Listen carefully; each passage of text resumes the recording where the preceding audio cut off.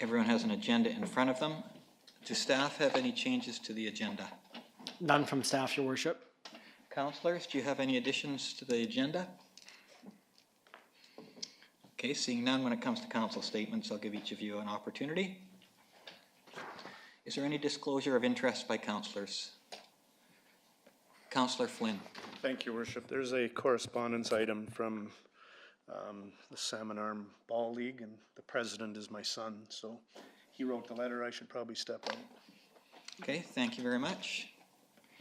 Any other disclosure of interest?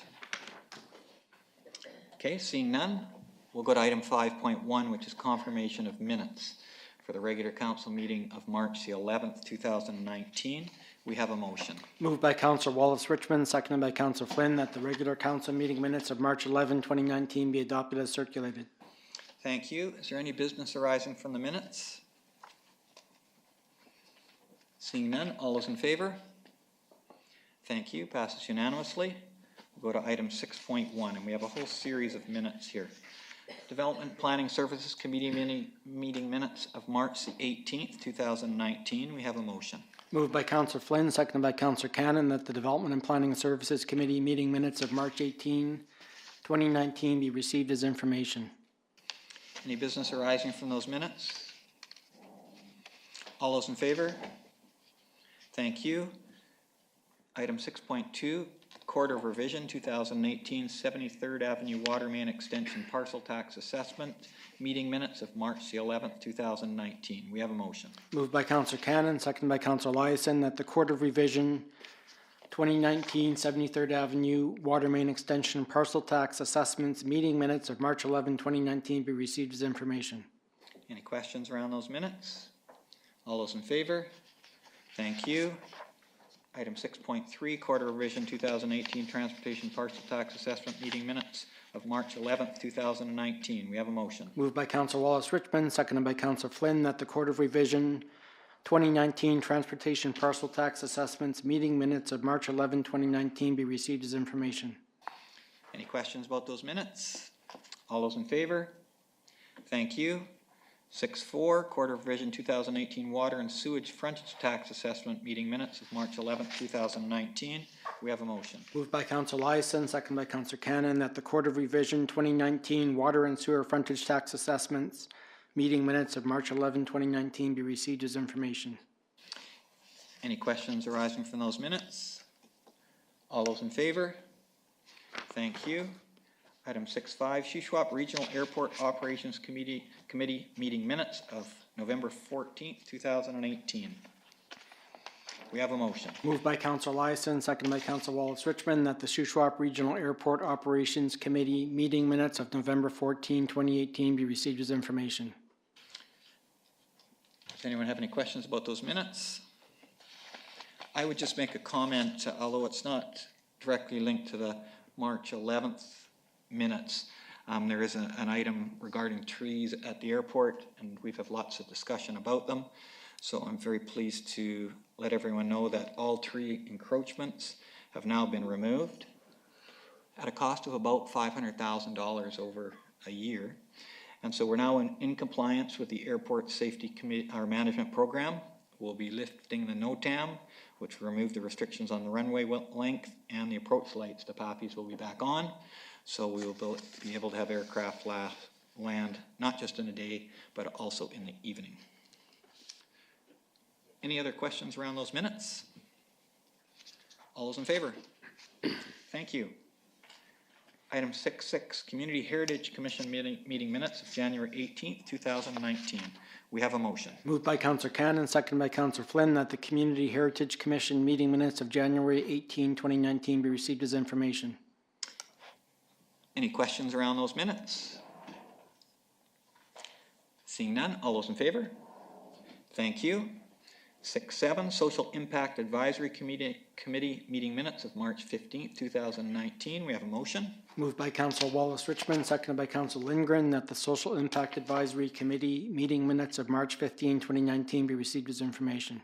Do we have any business arising from those minutes? Councillor Wallace Richmond. Thanks, Your Worship. If we could see the next page of these minutes. maybe the third page. Yes. So a number of important conversations continue to happen at this committee. The first of which is that further to our UBCM conversation, we've now learned that the Ministry of Social Development is hiring a community coordinator, community integration coordinator, and one of those positions will be in Salmon Arm. The second is that the committee continues to encourage us to take a wide community and compassionate approach to our street solicitation bylaw, which I understand will be coming back for consideration, if I understand correctly.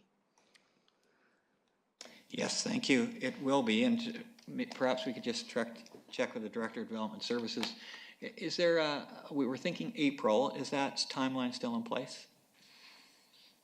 Your worship, a date has not been set by council. Okay. Is that some direction that the director would need?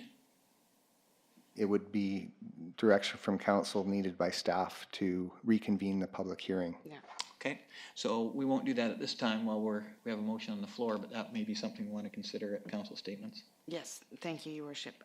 And so just noting that we can take a multi-pronged approach to these concerns, and that the committee is still determined to help advise council in any way possible. Great, thank you very much. Any other questions for the chair? Just press your button again there. Councillor Wallace-Frischman. One final request was a letter of support for Shuswap. I believe the note should read Settlement Services. I think we've changed the society's name has been changed to Shuswap Settlement Services. Looking for support from the city as they apply for their long-term funding. I think it's 3 to 5 years. I did see a meeting and a letter from Adrian Monroe, I think, through email, but I know that time is of the essence, so maybe through you to Director of Corporate Services, have you seen that letter? It was Director late of last Corporate week. Services. Through your worship, There it is. Okay. the letter is included. Perfect, okay. And so then through you, Your Worship, we would address this under council correspondence, or can we do that here? Yeah, after? the same letter is under informational correspondence, so we could go Do with it, that do time. it then. Okay, thanks very much. Okay, thank you. Councillor Flynn. Thank you, Worship. If we could just go up to the minutes on the point about the street solicitation prevention bylaw.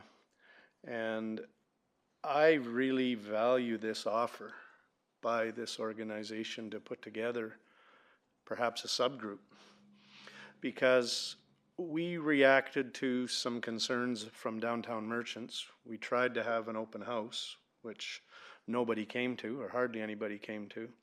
And when we discussed potentially implementing a bylaw, this organization and others were very quick to question process and everything else.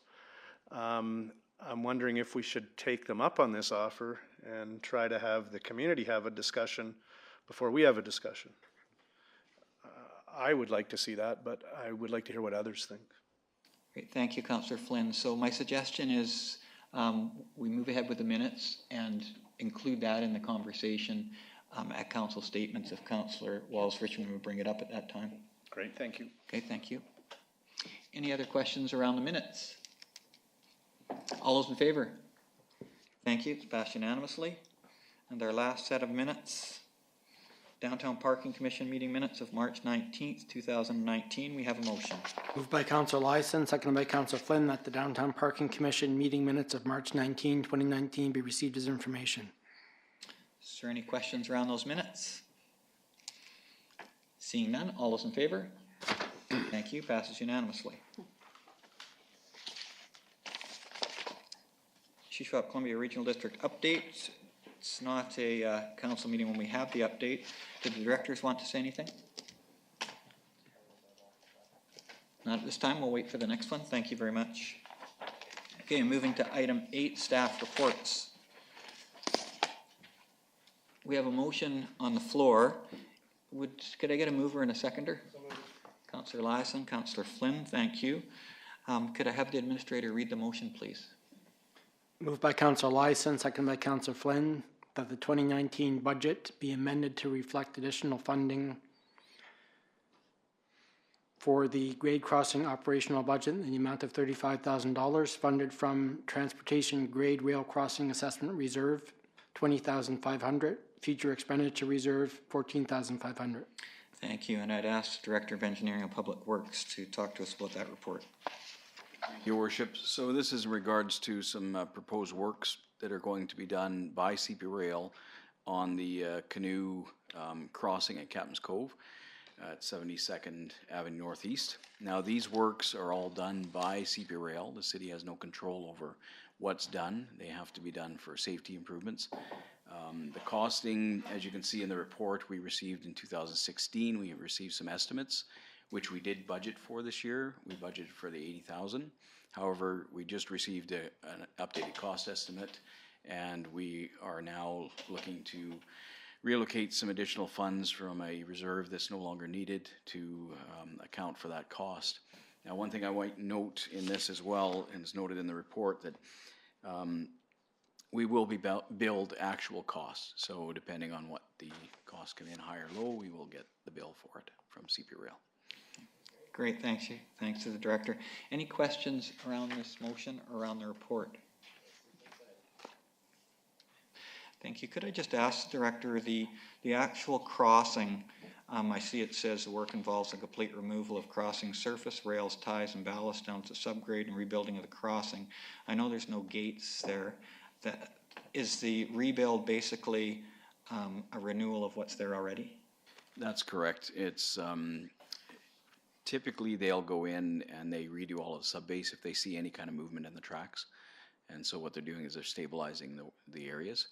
I spoke to the engineer that's involved in the project, and he said that they're just looking at redoing this particular one. This has been on their list for quite a few years, and so now it's time for it. Okay, thank you. Councillor Lindgren. Thanks. I just wondered if any of this cost is shared with CP, or is the city responsible for all of it? Director of Engineering and Public Works. So, Your Worship, in answer to that, all of the railroad crossings that the city has are leased from CP Rail, and so they're technically our crossings, and we're responsible for 100% of the cost. Right. Thank you. Any other questions? All those in favor of the motion? Passes unanimously. Thank you. 8.2, Director of Corporate Services, Marina Lease, Sublease, and Operations. We have a motion. Thank you, Councillor Eliason. Thank you, Councillor Cannon. I'll have the administrator read the motion. Moved by Councillor Eliason, seconded by Councillor Cannon, that the mayor and corporate officer be authorized to execute a 2-year renewal of the Marina Lease, Sublease, and Operation Agreement with Sea Dog Rentals, subject to approval by the Ministry of Forest, Lands, and Natural Resource Operations and Community Charter advertising requirements. Thank you. I'll ask the Director of Corporate Services if she talked to us about that lease renewal. Thank you, Your Worship. This agreement would extend the current agreement that we have with Sea Dog Rentals for the operation and lease of the marina for an additional 2 years to end March 31st, 2021, under the same terms and conditions as the agreement that will expire at the end of this month. And why it is advantageous at this point to do a 2-year renewal is because the city is required to renew our tenure with the province in 2021, and that will require an environmental assessment. So at this time, we don't want to promise anything until we have that secure again in 2021. Great, thank you. Any questions from council? Call the question. All those in favor? Passes unanimously. Thank you. Item 8.3. Fee-for-Service Amendment Bylaw number 4329 and lease agreement for Shuswap Regional Airport Terminal Building. We have a motion on the screen. Could I have a mover and a seconder? Councillor Lindgren, Councillor Wallace-Richmond.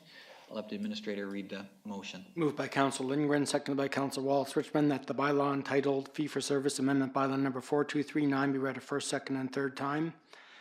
and that council authorize the mayor and corporate officer to execute a 3-year agreement with Rick Scott, doing business as North Okanagan Vertical Adventures, for the use of 67.6 square meters of floor space in the Shuswap Regional Airport Terminal Building for a monthly rent of $612 plus GST for the main floor area and $612 plus GST for the basement floor area, subject to community charter notification requirements and adoption of fee-for-service amendment bylaw number 4239.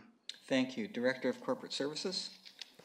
Thank you, Your Worship. Rick Scott, doing business as North Okanagan Vertical Adventures, has been leasing space at the airport terminal building since 2013 without issue, and has asked again to do the same thing. We've increased the fees by 2% to $612 for each of the areas that he wishes to lease. And there are no concerns that have been raised from the Airport Safety Committee or Operations Committee at this time, and staff have no concerns. Great, thank you. Any questions from council? Councillor Flynn? Just wondering, being an avid golfer who spends a lot of my summer at the golf course, these people, when they're jumping, hoot and holler a lot. Did anybody complain about the noise from the golf? No, I'm in support. But they do seem to have a lot of fun. And I'm glad I'm on the ground on the golf course is all I can say. Thank you, Councillor Flynn. Your friends tell me you're always looking for an excuse, so that's a built-in one. Yeah, the Operations Committee for the airport, we met last week, and they see this as a good thing because it's use of the airport, and certainly those planes fuel up there, and the terminal building does have space that's not being used. Any other questions? All those in favor? Thank you. Item 8.4, Chief Financial Officer and Director of Engineering and Public Works, Transportation Parcel Tax. This is for information. I'll ask the Chief Financial Officer if she would talk to us about this report. Thank you, Your Worship. Just to provide a bit of history, to protect the integrity of the city's road infrastructure, in 2003, Council adopted a transportation parcel tax that was originally set at $60 per parcel, and that was subsequently increased in 2009 to $120 per parcel. The revenue that's raised from the parcel tax can only be used towards the city's transportation network, including asphaltic overlays, and that was established within the bylaw. A roadway pavement management study was completed in 2008 and was updated in 2011. The last update indicated that the city's road rating had deteriorated to 82 from 90 in 2000. 82 is the high side of a fair rating. The report recommended that the city fund its road network by $1.5 million annually to maintain the road rating and $2.5 million to improve the road rating. An update to the pavement management study is currently underway, and the consulting engineer had provided preliminary data indicating that the city's road rating has fallen below 50, which is the low side of a poor rating. This decrease is the result of increasing material and labor costs and inadequate funding in past years. In order to meet the 2011 recommendations in today's dollars, the city would need to increase the parcel tax to $205 to maintain its road rating, or increase it to $342 to improve its rating. While considering the deterioration of the road infrastructure, staff recommend increasing the parcel tax to $150 per parcel. This would generate approximately $237,000 in additional revenue, increasing the 2019 budget to $1.19 million. It's further recommended that council consider allocating additional funding in future years towards the city's road network. Rob and I can answer any questions. Great, thank you very much for summarizing the report. Is there any questions from council about the report? Councillor Eliason? Yeah, Your Worship, if we were interested in moving this forward today, would that require a motion? Yes, it would. Okay, I would make a motion, Your Worship, to staff's recommendation. Okay, which is to increase the transportation parcel tax to $150 per parcel. Yes. Thank you. Is there a seconder for that motion? Councillor Wallace Richmond. Would you like to speak to the motion, Councillor Eliason? Not at this time. Okay. Councillor Cannon. Just speaking to the motion, where was the amount of 150? Like, what was the rationale of that amount? Chief Financial Officer or Director of Engineering and Public Works. Your Worship, we were considering a number of factors. We were considering potential cost increases spread out amongst individual taxpayers, as well as trying to maintain a balance between collecting on a per parcel basis versus money collected from general tax, and felt that given the significant increase that would be required to meet the recommendations out of the transportation parcel tax only, it's quite significant, and staff felt that, you know, spreading it between the two might be a more, like a softer approach to fund the network increases. Thank you. Councillor Canada, did you have any follow-up to that? No. Councillor Flynn. Thank you, Worship. I will support the motion. I think it's interesting. I've been here for a couple of those reports. And our index went from 78, or down to 78 from 90. But then at the last report, it went up to 82, which, as it says in the report, is the high side of a fair rating. I think part of that is because we did the transportation parcel tax, doubled it, and therefore the asphaltic overlays weren't what got cut every year. So I don't know if we did the study now, if we'd still be trending in the right direction, but I think we need to add to this transportation parcel tax, and I will vote in favor of the proposed increase by staff because I think it's a good middle ground. Thank you. Other questions or comments from council? Okay, I just have a question about the actual, what is a parcel? So a parcel is any property, whether it's been built on or not. Would that be a description of a parcel? Yes, it has its own separate identifier. Okay, so a lot in a subdivision would be a parcel, and Piccadilly Mall would be a parcel. That's correct. Okay, all right, thank you. I will also support the motion. I think it is a balanced approach. It's a 25% increase to the parcel tax. But council remembers our discussions at budget time when we had the opportunity to leave the tax increase at just over 4%. And at that time we decided that we would bring it back to 3.2%, with the understanding this report was coming forward to us. And the benefit of the transportation parcel tax is that councillors like us cannot play with that money. It goes straight to asphaltic overlays and to our roads. And so it's a targeted fund. I think it's fair that everybody pays, because everyone uses the roads in some fashion or another. I don't take a $30 increase lightly, however, but I think in order to maintain the integrity of our roads, I think that we need to do it. So I will support the motion as well. Is there any other questions or comments? Councillor Wallace-Richmond. Your Worship, if it hasn't been increased since 2009, that's 10 years already, and $30 of $120. If you consider inflation, we're actually leveling out the amount of money that we're spending rather than spending more. So I'm happy to support that, because if we don't adjust for, it's not adjusted for inflation, is that right? Through you, Your Worship. Chief Financial Officer.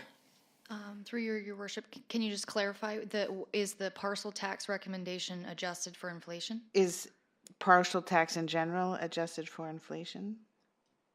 In general, no. No, okay. And then so in absence of that, we're actually, the net of that 120 every year is actually being reduced every year. We don't adjust for inflation. So we're really only just catching up on. That's correct. Right, okay. So with that said, I will happily support this motion. Thank you. Any other councillors wish to speak? Okay, I'll call the question then. All those in favor? Passes unanimously. Thank you. Item 8.5, Director of Engineering and Public Works, booster pump piping purchase, Zone 1, IR3 reservoir. We have a proposed motion on the screen. Is there a mover to that motion? Councillor Flynn, seconder. Councillor Wallace Richmond. Would the administrator read the motion for us? Moved by Councillor Flynn, seconded by Councillor Wallace Richmond, that council approve the purchase of a 2-horsepower booster pump and piping package for the Zone IR3 reservoir from Merle's Machine Works Limited for the quoted price of $15,652.11 plus taxes, and that the city's purchasing policy be waived in procurement of same and to authorize sole sourcing to Merle's Machine Works Limited. Thank you. Director of Engineering and Public Works. Thank you, Your Worship. This project was identified in the 2012 Water Master Plan, and we're moving forward with it. This is a sole source report. We're asking that it be purchased from Merle's Machine because they've done a lot of work in this area, and that's the pump that we require that will actually fit in with the existing system in the Glen Eden Reservoir.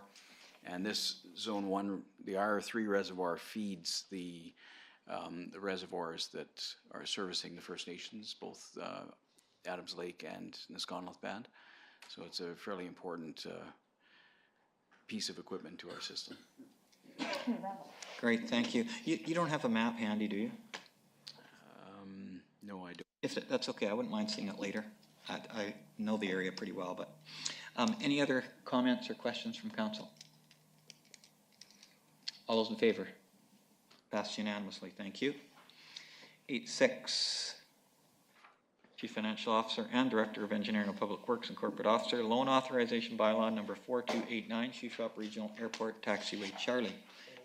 Thank you, Councillor Eliason. Councillor Wallace Richmond. We have quite a long motion. I'd ask the administrator to read it, please. Moved by Councillor Eliason, seconded by Councillor Wallace Richmond, that the 2019 budget be amended to reflect the construction of the Airport Development Plan Phase 1 Taxiway Charlie in the amount of $1,365,000 funded by way of long-term debt, $845,000, and BC Air Access Grant $520,000, and that the bylaw entitled Taxiway Charlie Loan Authorization Bylaw number 4289 be read a first, second, and third time, and that approval of the electors be obtained through the alternative approval process for the proposed borrowing for the purpose of undertaking construction, and that council establish Monday, June 24th, 2019 at 4 p.m. as the deadline for receipt of the elector response forms, and that council establish the elector response form as shown on Appendix 1 for the proposed borrowing, and further that council establish the fair determination of the total number of elector responses required as 1,503 for the proposed borrowing. Great, thank you. Could I ask the Director of Engineering and Public Works talk to us about this report? Certainly. It's obviously a combined report, so I'll give a little bit of background on the Taxiway Charlie project. So we've been working with WSP, our consultant, and we've been working with Transport Canada in preparing a plan of operations, and this would allow us to construct the Taxiway Charlie component, the first phase. We now have a Class C estimate with a fairly large contingency, so we are confident that we can move forward with the AAP process in order to borrow the remaining monies. Now, the project itself has gone a little higher in cost than we initially anticipated, but if you also recall, this project sort of fell into our lap, so we didn't have a lot of time to really prepare for the grant. We were notified by BC Air Access that they had excess monies in their grant last year, and they were wondering if we were still interested in proceeding with the project. So a number of things have come together now, and we're looking at doing the AP so that we can hopefully get that approved and start construction in the fall. Great, thank you. Chief Financial Officer, would you like to add to that report? Your Worship, Your Worship, the budget motion will reflect an amendment to increase that cost. It's currently within the 2019 budget as of now.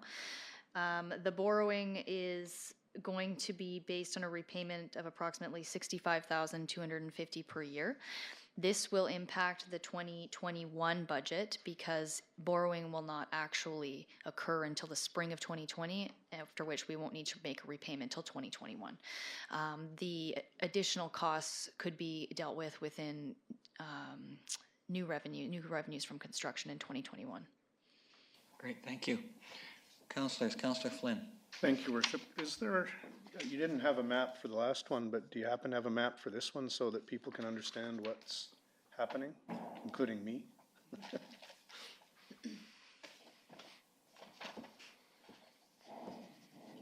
So your worship, here is a map of the airport itself. This is the construction design. I'll zoom in here. So this area here is where the first phase of Taxiway Charlie will be constructed, and we're also putting a new taxi lane in, and so that will allow for future hangar constructions on either side. So the opportunity for increased revenue from rentals will be available? That's correct, your worship. By putting this taxiway lane in, we actually open up 4 new hangar sites, large hangar sites, quite substantially larger than the ones that were there now. I'll see if I can just, so you can see this map here. This is from the master plan. Mm-hmm. Wow, okay. So we would be able to open up all 4 of these because we can actually close Taxiway Bravo. Okay, thank you. And doing the math simply in my head, it seems like this air access grant opportunity is going to save us probably about $40,000 in, if we had to borrow all of it, about $40,000 in repayment if you look at it proportionally. So that's great news too. So I'll definitely vote in favor. Thank you, Councillor Flynn. Councillor Lindgren. Yeah, thanks. I just have a question about, so first of all, taxiway, is this a runway for planes to take off from, or is this after they get off the runway, this is the way they get to wherever they're letting people off? That's a very good question. Sorry, Your Worship, that's a very good question. So currently what's happening at the airport, depending on which direction the planes land in, they actually have to turn around at the end of the runway and taxi all the way back to Alpha. This would allow them to at least taxiway back to here and get off the runway and freeing it up for other planes to land. So this, as we move along, obviously we don't have enough money to continue, but the plan is to have this taxiway parallel the main runway all the way to the very end on either side. Okay. So that when the planes land, they can just find an exit right away. Okay, so the benefit to the community then is that this will make our airport more efficient. People will be able to land when other people are you can have a plane on the runway more quickly because you've got the previous plane has now gotten out of the way. Through your worship, yes, that's correct. Also, it provides a paved taxiway strip where Bravo, the angular taxiway, was gravel, and there wasn't a lot of use to that because people were very nervous on putting their planes on gravel. Not that they can't land there, or not that they can't taxi on it, but it just becomes more of an issue. So safety-wise, efficiency-wise, there's a number of improvements, and especially for the opening up of additional hangar space. This won't change the kinds of planes that can land there. This will just make it so that the people who do use the airport have a more efficient space. Through your worship, again, that's correct. It doesn't really change the runway or the types of planes. Currently, we are 2B airport, and we can only land certain wingspans of planes or weights of planes. Thank you. Good questions. Thank you. Councillor Cannon. Yeah, I just wanted to say that my husband is a pilot and he belongs to the flying club, and they're pretty excited about this. Not only that the taxiway will be paved, but the configuration of, where it approach off of the runway. And then it frees up more room for other hangars, because you look at the previous taxi, the angle that it goes takes up a lot of space. So I know that pilots up there are excited about this. Thank you, Councillor Cannon. Any other questions from council at this time or comments? Councillor Lindgren. So I have a question about the process that we're going to use to approve this spending. I haven't ever seen one like this before, but it appears that the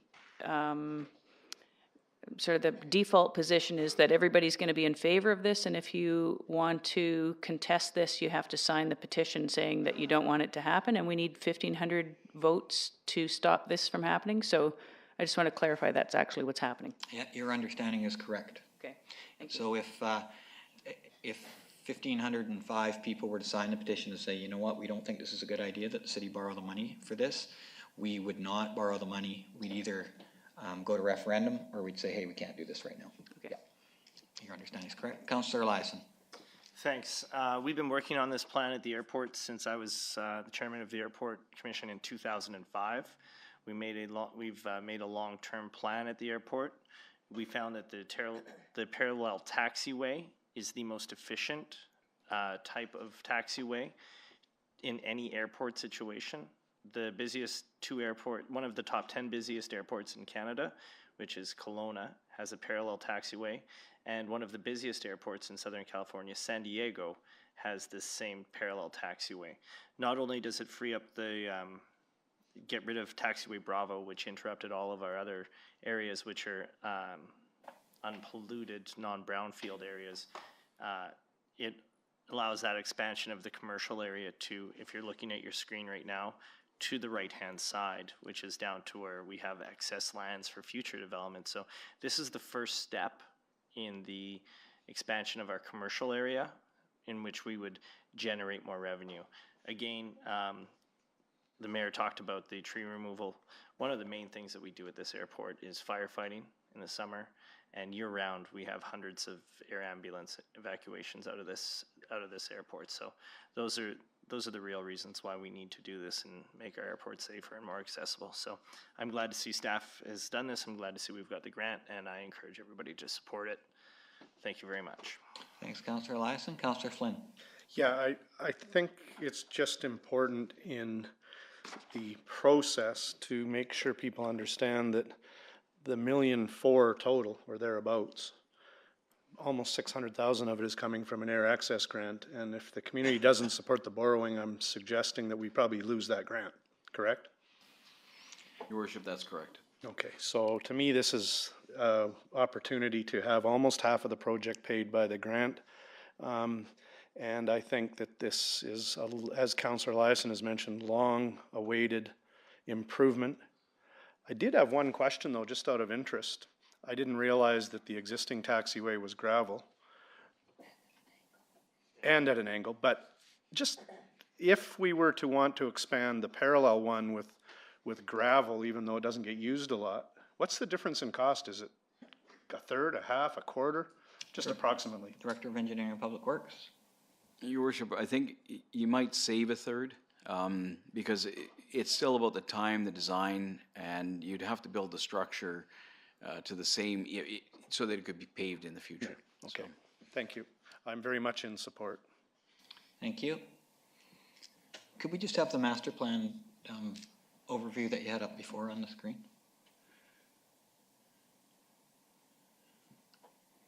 If we just pull it down a bit so we can see the runway too. Here we go. Yeah, thank you. I really appreciate the comments and questions from councillors because I think it's important that everybody has a full understanding. And as Councillor Eliason said, this the airport master plan is a very important plan. And it's not one that's for 1 or 2 years. It's for 10, 20, 30 years in advance. And so there's work that we do now, and we have provincial monies to help us. The other major project that we're looking at in 2020 or 21 will be the repaving of the existing runway, which will be an operational fee, so the Shuswap Regional District will participate. But if we get those two things done with the new fuel card lock that we have installed there, opening up the hangars, it's going to make our airport so much more efficient. So it seems like a lot of money, I know, but I think it is thinking to the future. Councillor Wallace-Richmond. Thanks, Your Worship. I did want to say sincere thanks to council and staff and members of the committee who've worked for so many years to move this project ahead. And while many of us may not use the airport, it is a very important piece of infrastructure in a small city. And as the daughter of an airline fellow, I just think it's so exciting that Salmon Arm is taking its airport seriously and using every opportunity made available to it to make this move forward. And also next time he comes, he'll be sure to visit. So thanks. Great, thank you, Councillor Wallace Richmond. Any other comments before I call a question? Okay, all those in favor? Passes unanimously. Thank you. Thank you, staff. Item number 9, introduction of bylaws. 9.1, City of Salmon Arm Official Community Plan Amendment Bylaw number 4324. Cutting Edge Holdings Limited, 1231 30th Street Northeast. We have a motion that'll be up on the screen shortly. Proposed motion.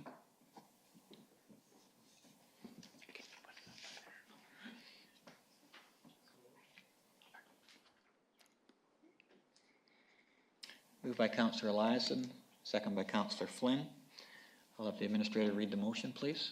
Moved by Councillor Lyson, second by Councillor Flynn, that the bylaw entitled OCP Amendment Bylaw number 4234 be read a first time, and that pursuant to Section 477 of the Local Government Act, second reading be withheld pending Council's consideration of the amendment in conjunction with the financial plans and the liquid waste management plan of the city. Thank you. Ask the Director of Development Services to explain the bylaw to us. Your Worship, the property is located at 1231 30th Street Northeast in the urban node area of 30th Street and the Trans-Canada Highway. And the property is presently zoned R1 single-family residential and designated highway commercial in the OCP.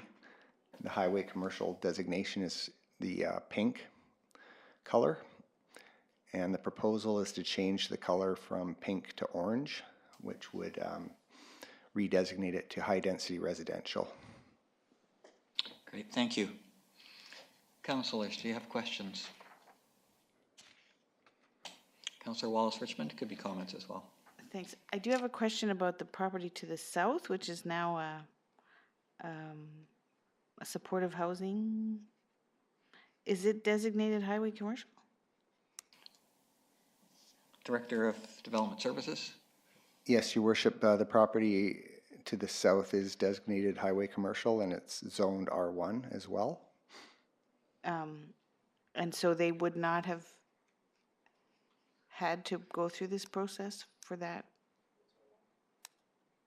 I'm confused. Director of Development Services. I think the question that Councillor Wallace Richmond's asking, which is a good one, is that the official community plan map showed it as commercial, but it was zoned R1. So was there any process necessary for the developers of that property to change the OCP? Your Worship, there was no requirement to change the OCP or the zoning for a group home, and the developer of this property is BC Housing. Okay, all right. And is the reason because the developer was BC Housing? Pretty much, but there's also a section of the Community Care and Assisted Living Act, which says municipal zoning does not apply for a group home of occupants less than 6 people. Okay. Councillor Wallace Richmond, did you want to add to that? Yeah, I do. So just help me understand what triggers an OCP change. So if the proponent decided just to build another single-family home, would it have to change, or? Your Worship, another single-family, Like replace the one that's there? then the zoning would not have to change. And if there's no zoning change, it doesn't trigger it can still be used for what it's currently used for, even if the wider OCP recommends highway commercial? That's correct. Okay, thanks. That helps me. Thank you, Councillor Wallace Richmond. Those are good questions. Councillor Flynn.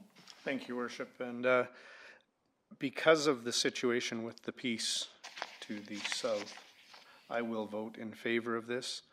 I am not sure of our exact inventory of highway commercial designation in the OCP, and clearly that's probably the highest and best use, but because it's residential right beside it and residential on the other side, higher density, I will vote in favor. and support this move to a medium-density zone. Great, thank you. Councillor Eliason. Just for clarification, since everybody seems to be asking clarification, this will go to public hearing. Your worship, if first reading is passed today, the next step would be second reading. And then, If that's passed, then a public hearing. okay, so we should probably keep an open mind at this time and move these forward to public hearing? Is that, so I will vote to move this forward until such time that we've had a public hearing, at which time the neighbors will all get to comment. Great, thank you, Councillor Eliason. Any other comments on this bylaw? Could we just have the OCP map up first? Okay. So just following up on Councillor Wallace-Richmond's question, just so I understand it 100%. So south of the blue rectangle, it's indicated that that property right there in the official community plan suggests highway commercial. Now that it is not highway commercial, but it's actually more like R4, will the designation in the OCP change, or will it remain the same? Your worship, are you talking about the property south of the subject property or to the north? South, that one. This one here? There's no need to change the OCP. It is what it is. Okay. If BC Housing, if it proved to be an unsuccessful site for the present use, then it could be rezoned to commercial. I see. Okay, I understand that. That answers my question. Could we just look at the zoning map?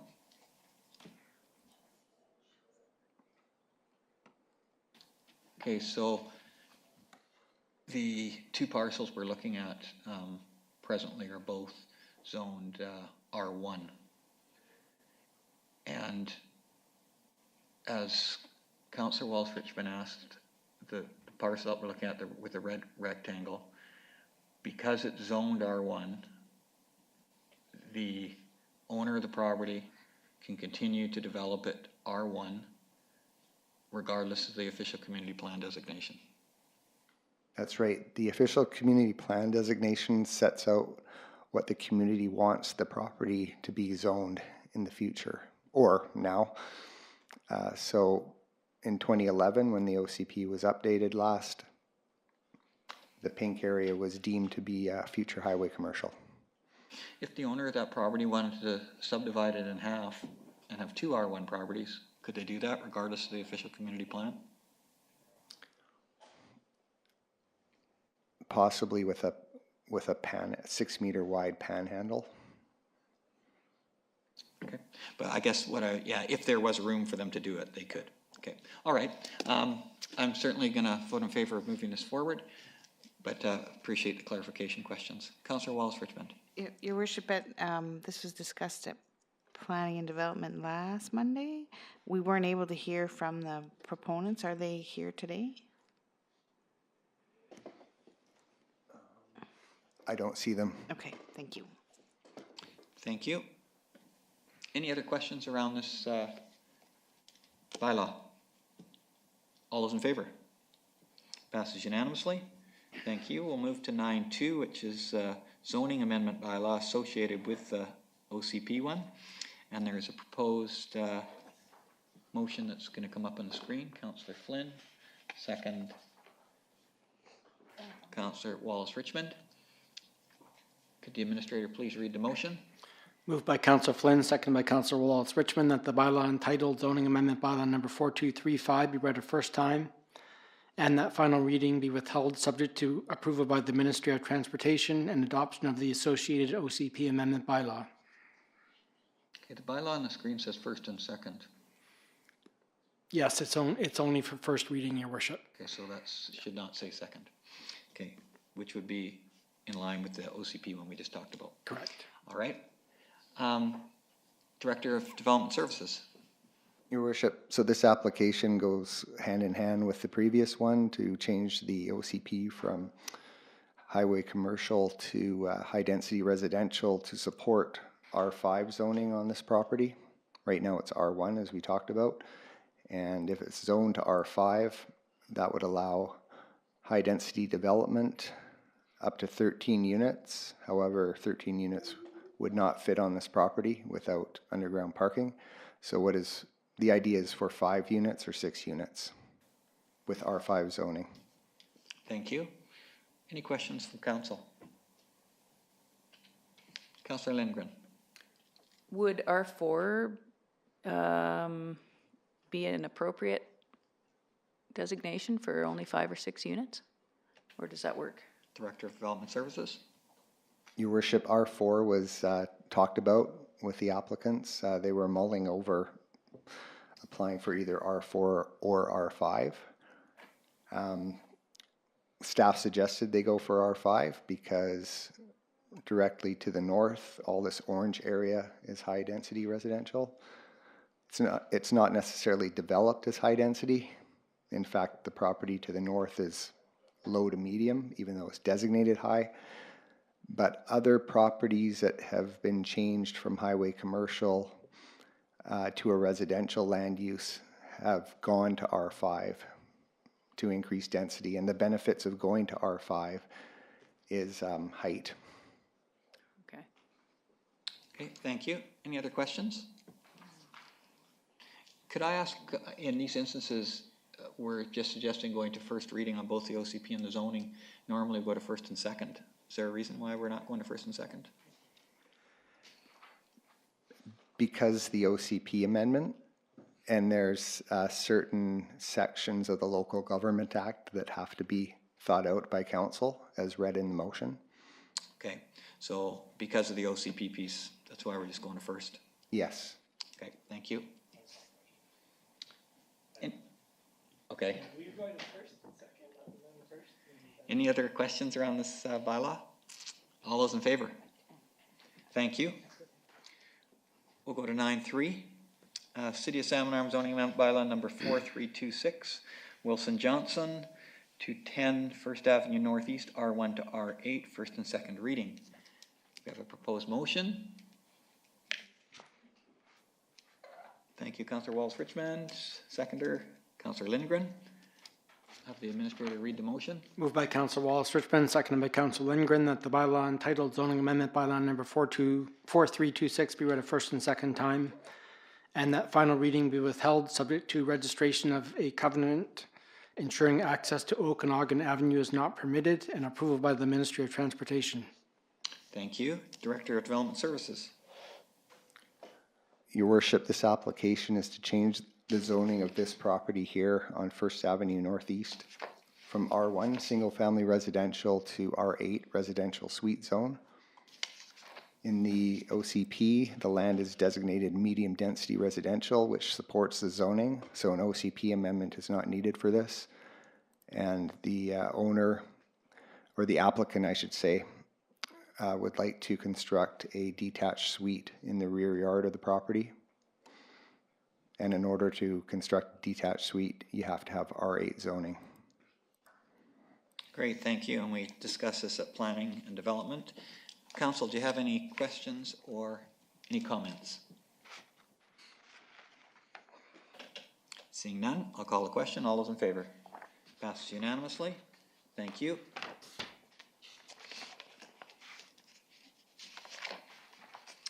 Item 9.4, City of Salmon Arm zoning bylaw number 4327, Stevens and Burns, R1 to R8. Thank you, Councillor Lyson. Councillor Cannon, second. Ask the administrator to read the motion, please. Moved by Councillor Lyson, seconded by Councillor Cannon, that the bylaw entitled zoning amendment bylaw number 4327 be read a first and second time, and that final reading be withheld subject to confirmation that the secondary suite meets zoning bylaw and BC Building Code requirements. Thank you. Director of Development Services. Yes, Your Worship, this property is located on 25th Street Northeast, above Upper Lakeshore area.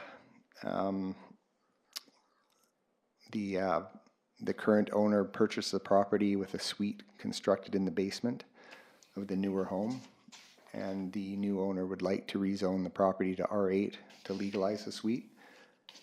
And that's why the motion suggests final reading be withheld, subject to the confirmation that the secondary suite in the basement can meet the BC Building Code requirements and zoning bylaw requirements, which would require an application for a building permit, and the applicant is aware of those requirements. Great, thank you. And again, we had a discussion of planning development about this item. Council, do you have any questions or comments? Seeing none, I'll call the question. All in favor? Passes unanimously. We're on to item 9.5, City of Salmon Arm Parks Regulation Amendment Bylaw number 4328 for second and third reading. There's a proposed motion on the screen. Councillor Eliason, second. Councillor Cannon, thank you. Have the administrator read the bylaw for us. Moved by Councillor Eliason, second by Councillor Cannon, that the bylaw entitled Parks Regulation Amendment Bylaw number 4328 be read a first, second, and third time. Thank you. Is the Director of Development Services, does he speak to this one? Your Worship, I can speak to it. Basically, this report and bylaw is in front of Council today based on the March 11th Council meeting, where staff was directed to amend the Parks Regulation Bylaw to amend the dates that the foreshore trail will be closed to dogs. And so that's what staff did. Great, thank you very much. Questions or comments from Council? Councillor Lindgren. Would I be able to ask a question that's only loosely connected to this? Certainly. So in this information, there's a list of parks where dogs are allowed, and recently we had a lot of discussion about doggy bags being available and the dog bylaw, the changes to the dog bylaws for fines for not cleaning up after your dog. And recently a member of the public asked me about dog cleanup at Blackburn Park, and I just wondered what our, do we have a schedule? Does the city clean up after dogs? Does anything happen in regards to that? I'll ask the Director of Engineering and Public Works to answer that. Your Worship, we do provide doggy bag stations at all of our parks, so the bags are available. Unfortunately, we have a lot of dog owners that don't use them, and so our park staff obviously has to keep the grass and the playing fields clean, and so we do end up cleaning some of that up. So we are always reminding pet owners to pick up after their pets. Councillor Lindgren, did you have any follow-up to that? So I'm just wondering then, if staff does do some of the cleanup, do we know when they would clean? Now that the snow is gone, would we go and do a sweep there, or is it just as use increases that somebody might get over there and it'll be done sort of as a byproduct of doing other jobs there? It's not regularly scheduled cleanups. It's basically as the park staff go from park to park to do lawn mowing or other maintenance items. Okay. And if they see a large amount, or if they see it on the ground, they'll have to pick it up. So a lot of times we see the doggy bags thrown in the park. Yeah, thank you. Fortunate. Okay, thank you. Councillor Flynn. So just to be clear, this motion is just about moving the closure for dogs 15 days later for starting and ending. So May 1st to June 30th. More around true nesting season after doing it for a while. I'm very much in support. The other question I had is, in reading the report, it sounded like our new contract for dog control, there may be more monitoring of trails by the commissioner. Did I read that properly, that it sounds like he's going to be out there checking a little more regularly? Director of Development Services. Your Worship, with the new dog contractor who is committed to service the city 22 hours a week, we anticipate a lot more dog monitoring, and staff will be directing Bob to the foreshore trail periodically. And to other places where people aren't necessarily picking up after their dogs. Right. Okay, I just think that's important for the media to note, that we now have somebody watching this 22 hours a week. Thank you, Councillor Flynn. Did you have any other questions or comments? Councillor Eliason. Yeah, thanks. We brought this in, and the dates have been asked to be changed, and I think it's important we support that. Just quickly responding to Councillor Lindgren, that's actually not an official dog park. That is area leased out by the Salmon Arm Fall Fair Association, and so it's not really under our jurisdiction to go and clean up dog poo there. It's their choice. It's Salmon Arm Fair's choice to allow people to walk their dogs on there like they do, but it's not an official sanctioned dog park in the city of Salmon Arm. But this is good to know, because speaking to this item here, the level of leash use and off-leash dogs is the increase is kind of concerning, especially for the people who don't want dogs on there at all. So hopefully this and the monitoring will help get compliance back up to the high level where we first saw it. So I will support the changes from the 15th to the 1st and 30th. Thank you. Thank you, Councillor Eliason. Councillor Lindgren. Yeah, so I just, actually, my question related was about what were the dates, and that clarifies it. Councillor Eliason clarified where we're changing from. I think in response to what you're saying, is the area of concern is over by the children's park and the concession. I don't think that's where you were talking about. Thank you. Yes, that Blackburn Park is part of the city park in comparison to the other side. Any other comments around this recommendation? And no? Okay. I'd just like to say, like most things, most dog owners are great and look after their dogs and look after the part they're supposed to look after. And so the bylaws are meant for, especially for those who need help complying. So I don't want to, I don't want this discussion to make it sound like all dog owners are not following the bylaw. Particularly to the Foreshore Trail, I run there 3 or 4 times a week, and I would say about 20%, maybe 15% of the people that walk there have dogs. Very, very rarely do I not see a dog on a leash. Almost every dog that I see is on a leash, and usually it's walked by someone who needs a level place to walk their dog. It's usually an older person with a small dog. And so I think having them have the ability to get out and walk their dog somewhere is a good thing. I support this change from April 15th, June 15th, which was a closure before, to May 1st, June 30th. Makes sense just because of the way the water rises in the lake. I think it actually will work out better for dog walkers because part of this time you can't walk all the way down the trail anyways because the lake is too high. So I like the recommendation and I will support the motion. Is there any other discussion? All those in favor? Thank you very much. Passed unanimously.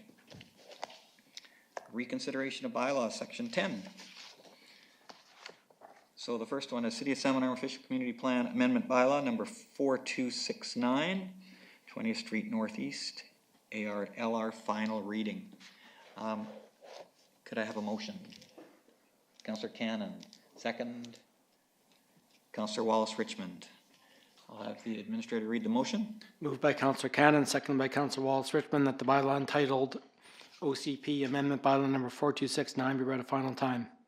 Thank you. Director of Development Services. Your Worship, this property is located in Upper Lakeshore, 3820 20th Street Northeast.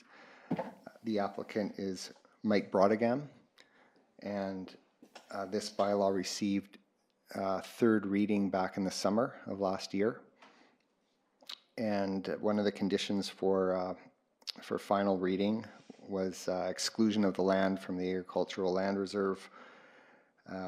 I should mention too that the amendment is to redesignate the westerly 1.7 hectare portion of the property from from acreage reserve to low density residential, and to also bring that western portion of the property into the urban area of the city to support a rezoning application that goes hand in hand with this from A2 to R8. So what has happened since the summer is the applicant's Agricultural Land Commission approval expired in December, and then Mike was granted an extension to June to complete the subdivision. And what has also changed is the subdivision layout. Previously, council reviewed a plan which showed 10 lots with some with panhandles out to 20th. And the subdivision plan has now changed so that there's just a single access egress from 20th and 2 additional lots as well, with a bare land strata concept as well. Another condition for final reading was the construction of the linear park and fencing the linear park, which when I refer to the linear park, that park is still in the ALR. It will be in the ALR, but people will be able to walk along it 10 meters wide. And the applicant has installed fencing along both sides as required by the Land Commission. And the applicant is also prepared to grant rights of ways from the linear park westward down to 20th Street for public pedestrian access to the linear park. And the first step of the subdivision is to actually create the strata lot before it is stratified. And in order to do that, the OCP and rezoning bylaws have to be adopted. And a bit of a chicken and egg scenario, although the city is not supposed to adopt an OCP bylaw without the Land Commission approval. The Land Commission wants the subdivision to be approved, which can't be done unless the OCP is adopted and the zoning. So we're at that chicken and egg nexus point, and the applicant has fulfilled all the obligations. Great, thank you very much. Is it possible to have the director just talk to us a bit about perhaps Appendix 3, which was the old subdivision plan, in comparison to the new strata plan? Because I believe I heard you say that there would be only one access off of Upper Lakeshore. This was the original concept for a subdivision proposed with fee simple lots, meaning non-strata. And you can see how 20th Street bends westward in this location where there's a big rock outcrop and bluff. And you can see the panhandle lots and how there would be multiple accesses out onto 20th Street. The revised plan is in your agenda on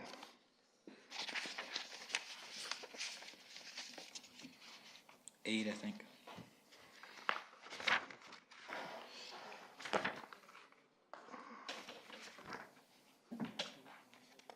Oh, that was a B, not an 8. Yeah. page 209. Yeah.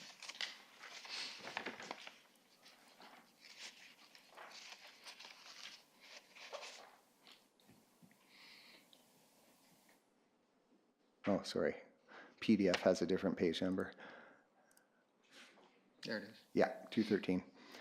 So the latest concept for subdivision is an access egress at the south end of the property onto 20th and off 20th.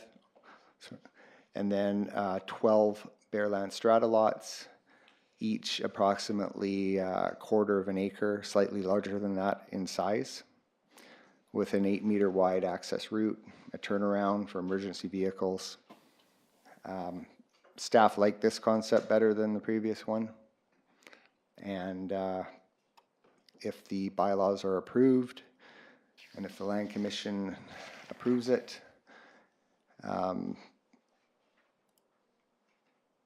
we would get these pedestrian connections to the linear park on the eastern portion of the property.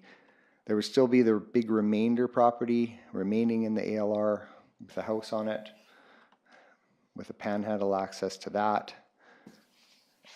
Council, or at least previous councils, have approved a number of these along 20th Street, also in the Hillcrest subdivision area. They're quite complicated. There's the linear park, which is dedicated to the city. Then there's a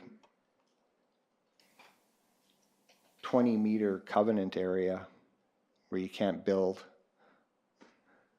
And then there's a 5-meter covenant area where you're not supposed to move any vegetation. And all those instruments have to be registered on title for future property owners. Great, thank you very much for explaining that to us. Questions from council? Councillor Flynn. Thank you, Worship. So just to be clear, staff is completely comfortable with the revisions, like them better. We're getting the 2 trails that we were concerned about, well, 2 trail accesses to Upper Lakeshore, plus the full length of the property between this piece and the agricultural land.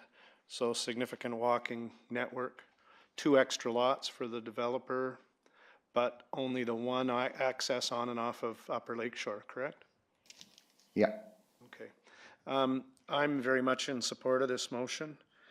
I think it's interesting, in all the time I've sat at this table, I think we've still only done 1 OCP review in that time.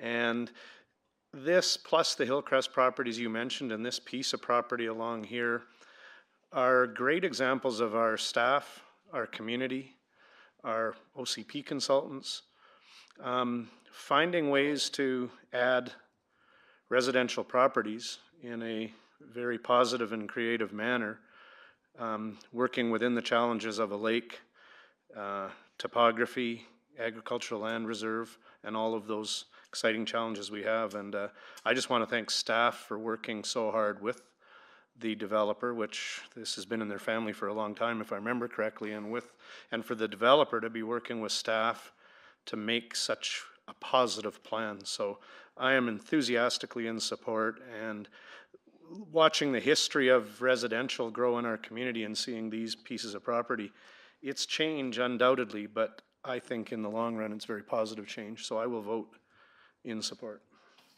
Thank you, Councillor Flynn. Councillor Lindgren. Thanks. I was actually surprised when I saw this one because we had recently a ALC request come to us, and I think we voted against it. And so looking through the maps and stuff, I noticed that Appendix 5 shows there is development along the front of this, the properties all along this road. So it makes a lot of sense actually to develop this piece as well. So I'm also going to vote in favor. Thank you, Councillor Lindgren. Councillor Eliason. Normally, we don't get new information on these last final readings, so these next 3 ones, they would just be read the motion, bank, but I'm glad that we received the update on this one, and I will support it. Thank you. Thank you, Councillor Eliason. Any other councillors wish to speak to this? Okay. Go ahead. Councillor Wallace-Richmond. I do have a technical question, Your Worship, maybe through you to the CAO. After 3rd reading, you're not supposed to receive any further input. Is that from the public? If the applicant or staff bring new information, that's okay? I guess there's some confusion for me around that rule. It is kind of a gray area, through your worship, but in this case, this is all information that came up and was directed by council at the public hearing. I see. Okay, great. Thank you. Good question. Thank you. That page 209, if we could just take one more peek at it.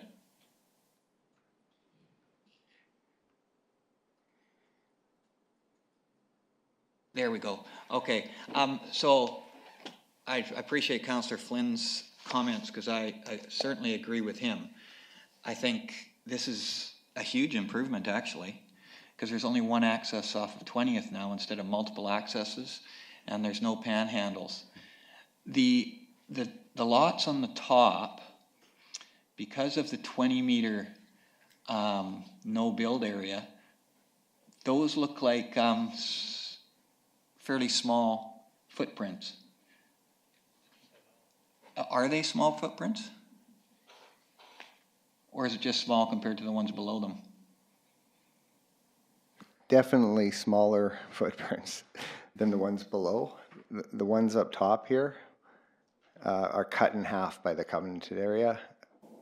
And the distance between the covenant boundary and the road is approximately 20 meters, and then you have a bit of a setback too.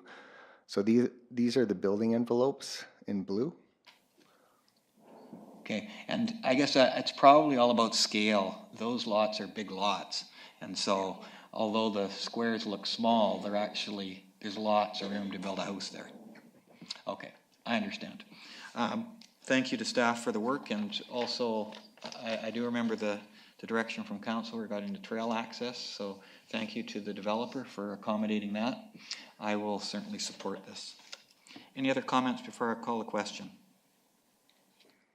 All those in favor? Passes unanimously. We'll go to 10.2, which is the zoning amendment bylaw number 4270. Related, I have a proposed motion. Need a mover and a seconder. So moved. Councillor Eliason, Councillor Flynn, thank you. Director of Development Services. Your worship, this is a corresponding rezoning application to rezone the property, the 1.78 hectare lot, future lot, from A2 to R8. And R8 is the residential suite zone. And just out of interest, if approved, this would be the first R8 Bearland Strata subdivision. Okay, thank you. Yeah, Maple Woods is not Bearland Strata, is it? It's fee simple.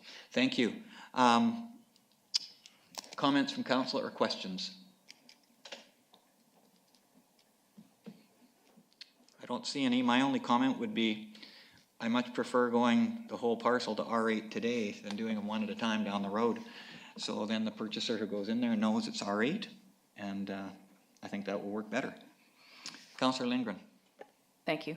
I think that the R8 zoning is a great idea to try and keep building costs down, or owning the home costs down for people that are going to buy these lots and build there. And so this is an appropriate response, I think, to what we've been hearing about the cost of housing in Salmon Arm. If we're going to build them there, let's build them so people can afford them. Thank you. Any other comments for a call to question? All those in favor? Thank you. Passes unanimously. 10.3. City of Salmon Arm zoning bylaw number 4307. Simpson, 2150 21st Street Northeast, R1 to R8. This is a final reading. We have a mover and a seconder. Thank you, Councillor Eliason. Second, Councillor Lindgren. I'll have the motion read by the Administrative Officer. Moved by Councillor Eliason, second by Councillor Lindgren, that the bylaw entitled zoning amendment bylaw number 4307 be read a final time. Director of Development Services. Your worship, this is a R8 rezoning application for 2150 21st Street Northeast. And third reading was granted earlier this year after the public hearing. And the condition for final reading is knowing that the suite in the house can meet BC Building Code. And we know that now, and a building permit application has been applied for. Great, thank you. Any comments from council? All those in favor? Passed unanimously. Thank you. We're into correspondence. We have 12 minutes. Okay. If council would like to push forward with that, we can. There's the informational correspondence items. I'll open it up to council. Councillor Cannon. I'm going to speak on the one that Councillor Flynn has a conflict. Hey, which number is that? Number 8. Number 8. So it's a letter from Chris Barch in regards to outfield advertising signs on the park. I was just curious. I know years ago there was signs on Blackburn Park. I'm not quite sure if those people paid to put on there, but I guess what this letter is saying is they're wondering if they could perhaps sell advertising and maybe share the revenue with the city, or maybe keep the revenue for the league. I guess I would ask Director of Corporate Services what would be the way to go about this. Okay, Director of Corporate Services. Thank you, Your Worship. Staff have discussed this item, and we do not recall whether or not there was cost sharing in the past. There may have been. In this particular scenario, Mr. Barch has not proposed what what he would like to see happen there in terms of a cost sharing. It does create additional accounting work to try to figure that out and also determine what each billboard should be rented for. Staff are somewhat concerned with having to police it, but other than that are not concerned. If it's the will of council, then we can set an agreement with the organization and make sure that it protects the city for liability and maintenance of the fence, which is our biggest concern. Yeah. Councillor Cannon? So would you be looking for a motion from council that we support this for them to work with staff and go ahead to have some revenue from advertising? I would accept that motion. Second, Councillor Eliason. Do you want to speak to the motion, Councillor Cannon? I just think that it would be a good way to get some advertising up there, and then they would get some advertising dollars and help their league. So I'd totally be in support of it. Okay, thank you. Councillor Wallace-Richmond, did you want to speak to that motion? Okay, and anyone else that would like to speak to that motion can press their button. Councillor Wallace-Richmond. Thanks, Your Worship. I too am supportive of it. I think if the fee is modest, I'm comfortable with it going back to the club. We also keep in mind that in the past, we have supported minor baseball, or not minor baseball, but that ball field and the play area, as have they. The only thing I would ask, and maybe it's a friendly, maybe it might not even be part of the motion, but I think it would be more, from a design perspective, more attractive if there was uniform sizing. I think it's problematic to have like a 4x8 and a 4x4 and a 4x2. They're hung differently. I think it would add a lot of value. I would feel more comfortable if it was a single size and a single price, and that way it's less of a headache, and that they let us know how they did with their proposal. Is the mover of the motion comfortable with that? Yeah, I just think they should work with staff. Okay. Okay, so that's a little bit of direction that I think is agreed upon then by council. My input is I would be interested in there being some type of cost sharing, because there's multiple users to that ball field, and so I think I would be in favor of some type of cost sharing with the city, whether it's 75-25 or 50-50, whatever the staff and the proponent decides would work best. Other councils or other comments on this motion from council? Okay, I see none. All in favor? Any opposed? Passes unanimously. Councillor Canada, did you have any other items you would like to speak to? Okay. Councillor Wallace-Richmond. Item 11, Your Worship. A letter from Adrian Monroe, the new Executive Director of Shuswap Immigrant Services Society. I take it back. I thought it was changed to Settlement Services. I urge us to offer our support, letter of support to this very important organization that does so much on behalf of our community. And I would, through you, Your Worship, ask for guidance. Do we need a motion? Yes, please. Okay. Thank you. And that letter would come from the Social Impact Advisory Committee? I think it should come from Mayor and Council, Your Worship. Okay, if that's the motion, then the ask is from Social Impact, but I'm happy to put it together from Council if you prefer. Yes. Okay. Any discussion around that motion? All those in favor? Carried unanimously. Thank you. Councillor Wallace-Richmond, any other items you'd like to speak to? Item 6. Yes, go ahead. Through you to staff, is this a simple request? I'll ask the Director of Engineering and Public Works the e-bus application. Or has there in fact been an application? Your Worship, we're not aware of any e-bus applications. I do know a little bit about e-bus in regards to it's an Alberta company who's established bus services in light of Greyhound's ceasing services in Western Canada. Okay. So there's really nothing for us to do at this point until such an application were to come forward. I believe so. Nothing's come through staff, and I'm not aware of any application process Okay. to have them stop in Salmon Arm. All right, thank you. Any other items, Councillor Walsh-Richmond?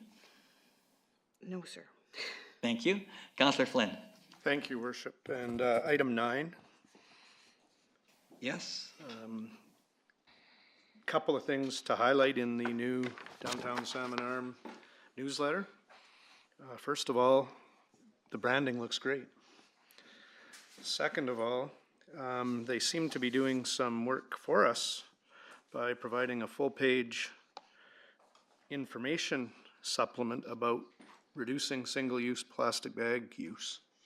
So I found that very interesting and very helpful, and they're trying to encourage merchants and citizens to provide us feedback on the upcoming discussion around the reducing or eliminating single-use plastic bags. Their AGM for Downtown Salmon Arm is April 17th, Wednesday, 5 to 8 at the Prestige, and anybody in the public is welcome. And then finally, April 13th, 4 days before their AGM, is the Downtown Cleanup Day sponsored by Askews and Downtown Salmon Arm. So very active time with AGM cleanup and helping us get input on the plastic bag ban. Thank you, Councillor Flynn, and please pass on our thanks to Downtown Salmon Arm. I think that's the information they've given us is very attractive and helpful, I believe. Do you have any other items that you want to talk about? No. Okay, Councillor Lindgren. In the interest of time, I think I'll pass. Okay. There is three more items that have A's beside them. If anyone wants to bring them up, otherwise I can bring them up. So item number 10.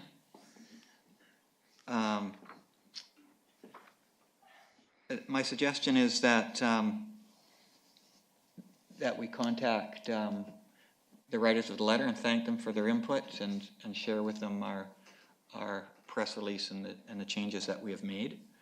I just checked with staff. Have we been in touch with Mr. Hoffert or not? Director of Corporate Services? Thank you, Your Worship.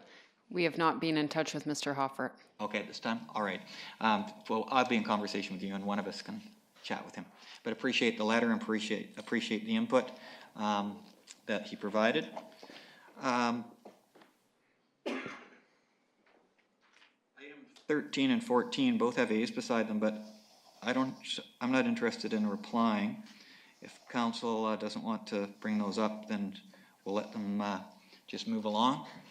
Any other items from council? Councillor Flynn. I forgot about item 4. I think we should be thanking the letter. Sorry, let me press your button. There you go. I just think it's important to thank staff. Hopefully, knock on wood, we're done with our snowfall. And the letter writer is right. Our staff don't get a lot of thanks. So after a very interesting season, it's nice to see a letter like this, especially from somebody who spent their working career cleaning roads. So I think that's extremely meaningful, and thank you to staff for getting us through a really strange winter. Thank you, Councillor Flynn, and we have shared that with our snow clearing crew. Perfect timing. Thank you for, Councillor Flynn, you don't have any other items?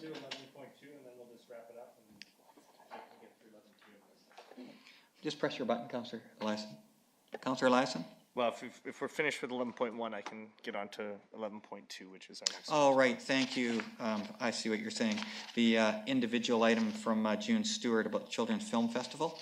Yes, would you speak to us about that? I know the Parking Commission addressed it. It showed I don't know if it showed in the minutes or not in this one, Yes. but we've decided that we weren't going to waive our enforcement around this time, because there are a lot of events and a lot of things within the downtown that would do a similar request. And so at this time, we've asked the association to put up signs saying that there will be parking and where free parking is and free all-day parking is or pay parking is. So unfortunately, it was short notice and we weren't able to help or change our bylaws. Okay, thank you, Councillor Eliason. Thanks for the Parking Commission for working with that. Okay, we will move on to delegations.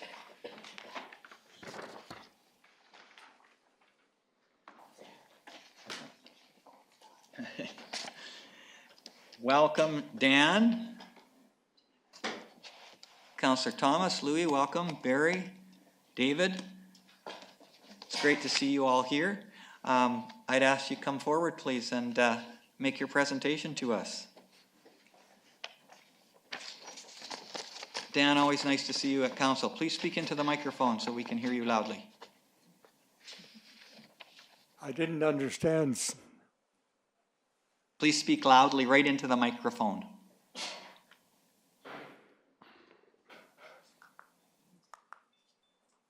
Speak into the microphone.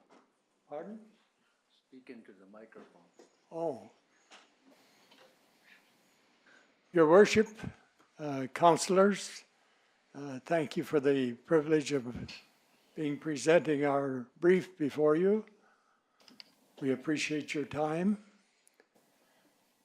To begin with, I would like to mention that Ken Jameson and Pam were the persons who helped put this together, this PowerPoint. And so we have to give thanks to them for doing so. And he suggested that I start off by making a disclaimer. I'm not promoting a business that sells the technology, but the service itself.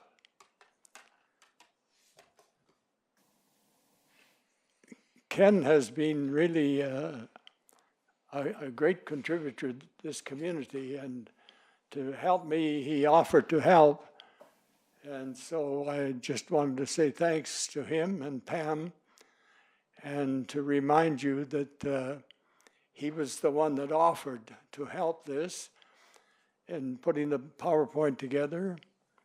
And therefore, if anything is wrong, we know who to point the finger at. And if anything goes right, well, Pam and I will accept the accolades. We start off with Salmon Arm becomes a leader, building an all-inclusive community. The picture there is showing quite clearly that, does anybody have any difficulty with the word all? So I'm not going to list the all. All includes all. We're in the purpose of our institute is to build a fair country with a level playing field. And it seems to me that's what council is about in doing this right here, building an all-inclusive community. Now, I presume this is the clicker. I'm not sure where I'm supposed to point it to get to the next. Oh, you got it. There we are. We start off by honoring a nation. There's great gift that the mayor and council of the day gave to the Shreppen people to have their flag placed out in the front here. And what we are saying to them, and what they're receiving, I think, is that we are finally acknowledging that they and their ancestors have lived in this country for thousands of years. And so by placing the flag alongside of the Canadian flag and other flags, we are including them in the community. And the printing on the side there is too small for me to see from here. So I'm just going to have to ad lib. The Royal Proclamation of 1763, that was King George II. He said there'll be no settlement of the land until there is a treaty. And the next year, 1764, the Treaty of Niagara. And the Treaty of Niagara, the indigenous people agreed to, number one, to share the land. Two, for housing, health, and education. Any amount that was spent by the settlers, they would have an equal amount. Number 3, would you help me read this, Louis? Okay. Number 3, Share profits from resource developments.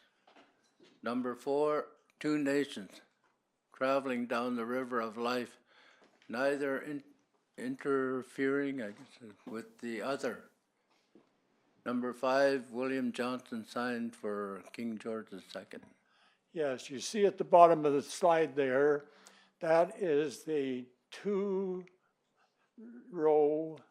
wampum belt. That is actually in the treaty as part of the indigenous way of saying what they agreed to and what they didn't.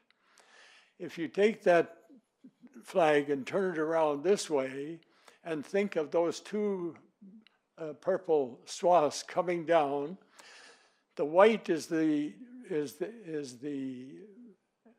life, the river of life. And there's 2 boats coming down there. One is a boat and the other is a canoe. What it's saying is there's 2 nations and they travel down the river of life together, but neither interferes with the other. And that William Johnson was the king's representative and got the act together.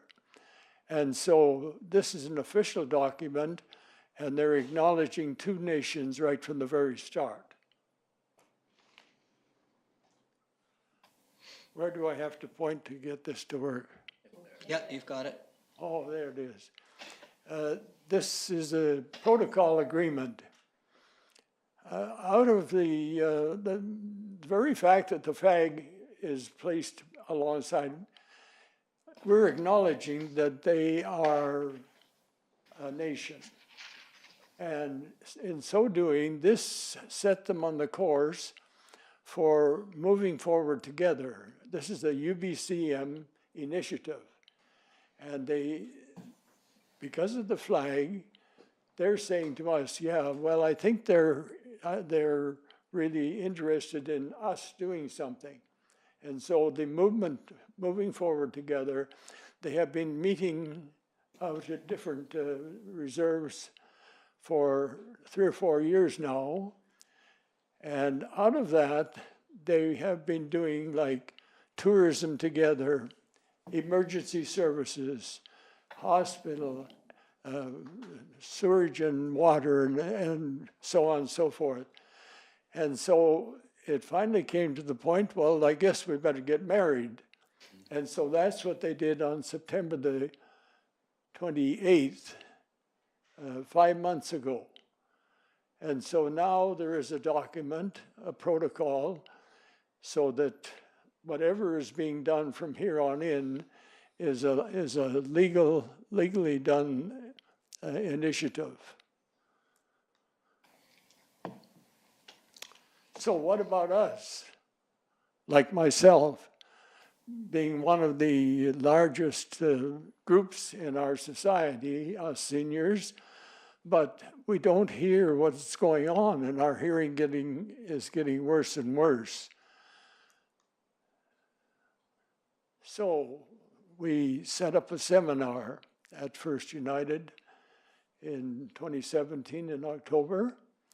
And there's a couple of lessons that I learned that were, I think, very helpful, that, like the sign says there, keep us in the loop.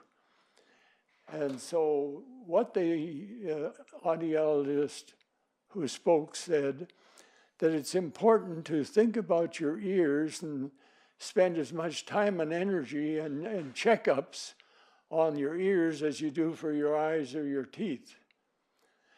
And the second thing is, if you do this, then you're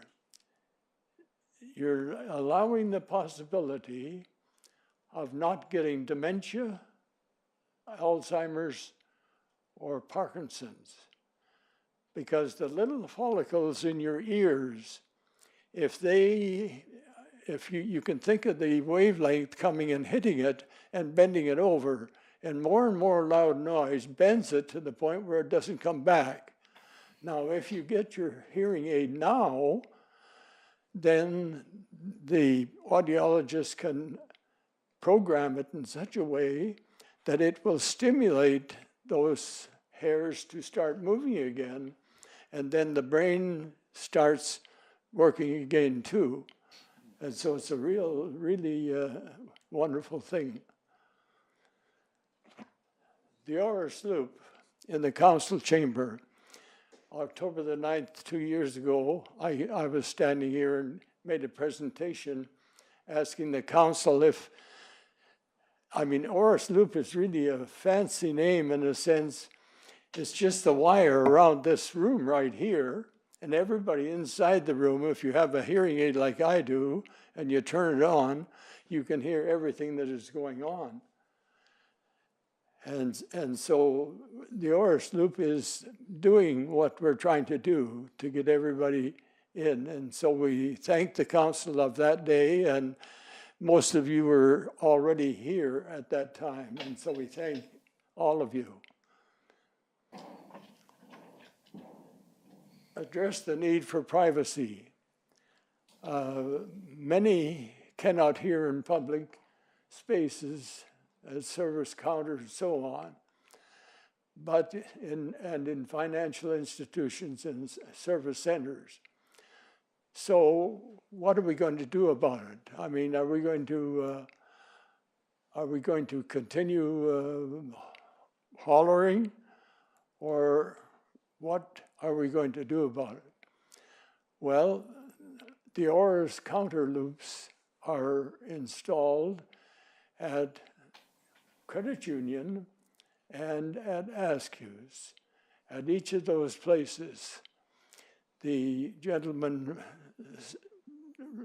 Delaney, the manager at the Credit Union, and David Askew, they have both agreed that something needs to be done. And when we presented them with the opportunity to do something like this, there was no hesitation whatsoever that they were, Barry, with his long history in the co-op, could see that this was a good thing for the community.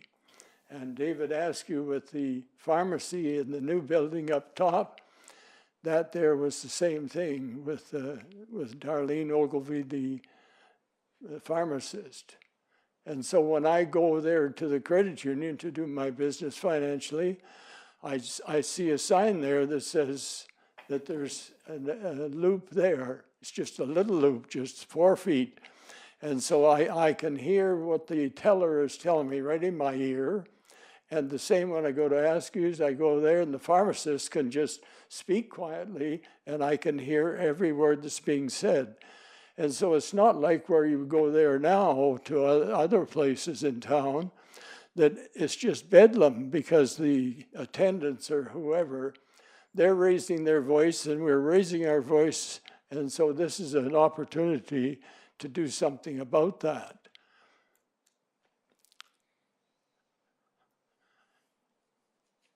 I would like to say thank you to David and to Barry, particularly there at the credit union.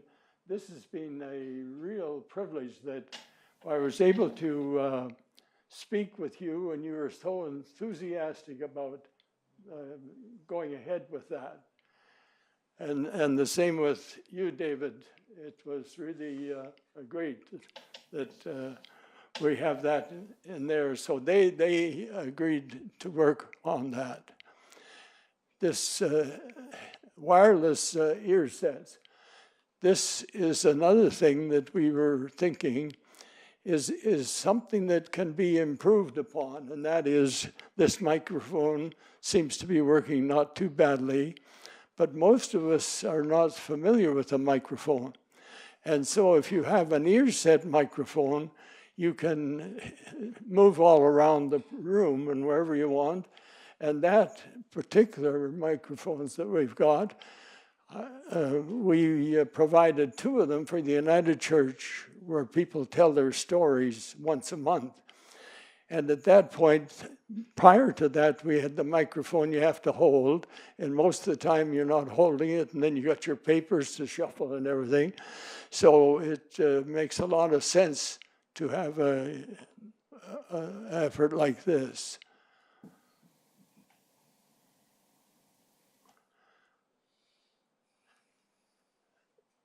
We, partnering with the school district number 83, this we think is the key to the whole thing. In that 3 years ago, one of the teachers had their class invite 20 to 25 seniors. The students would ask them who they were and how long they lived here or wherever. They're kind of tell their life story in a few minutes. We were up there a number of times. That same teacher and class are now working on something to raise the awareness throughout the community. And just think of what it's going to do for the students, that they could go around to the other establishments in Salmon Arm and say, look, here's what's being done here, and it's a big improvement, and we'd like to encourage you to do the same.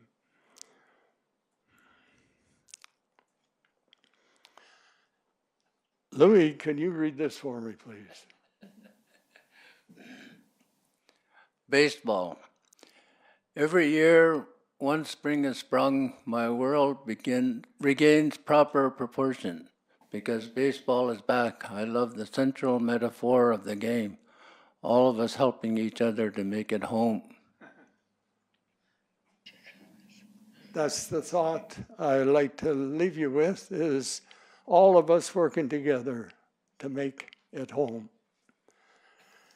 If you have some questions or comments that you would like to make. Thank you very much, Dan. Thanks for coming and speaking to us and for your presentation. I'm just wondering if the others in your group, if they would like to say anything about their experience with the Oris Loop, perhaps at their stores. Yes. Well, talking to our pharmacist, David Askew, talking to our pharmacy manager, Darlene, she says that for, as Dan mentioned, for customers who are equipped with the proper hearing equipment, they can set it to receive from her microphone, and that way she can speak to them and tell them, take their prescription and inform them about the drug without having to raise their voice, so that helps with the privacy. So from her point of view, it's very helpful, and as more and more people become aware of it, I think the program that Dan was talking about, having students and so on, anything we can do to make people more aware, because I know there are people who had hearing aids and all it did was amplify the sound. They still couldn't really hear, whereas this system makes it possible for them to hear people who are speaking in regular volume. So I would like to thank Dan and the Macquarie Foundation for taking the leadership on this issue and helping us out in that way. Thank you. Thank you, David. Barry, would you like to comment? We've had many compliments from our older members about the system. The teller does not need to turn it on, nor does the member need to activate it in any way. It just works automatically when they step into the field. And so we get lots of members who receive a benefit, but sometimes our teller is not even aware that there is a benefit because it's a seamless experience. And we also want to thank the Macquarie Foundation for funding the wireless, and we hope to see more businesses do that as well. Great, thank you very much. Thank you. Louis, did you want to add anything? I don't want to leave you out if you'd like to add anything. All I can say is, what? I can't hear you. Thank you. And Dan, you'd started talking about the protocol agreement that we have with our Indigenous neighbors and other levels of government. And I'd just like to share, you may know that on June the 6th, we're going to host, in cooperation with all of our Indigenous groups and local government groups, the first formal communication protocol meeting. here in Salmon Arm. Of course, we're communicating on a regular basis with the Nisconolith and Adams Lake Indian bands, so we appreciate what you have to say in that regard as well. I'll see if council has any comments they would like to make at this time, or questions. Okay, I do not see any. Thank you so much. Thank you for your presentation. We really appreciate your leadership, Dan. Can we give you these 2 ear sets that is what we are presenting? Yes, you certainly can. Would you like us to come down and have a formal presentation? If you would, please. Okay, I will invite council to come down with me.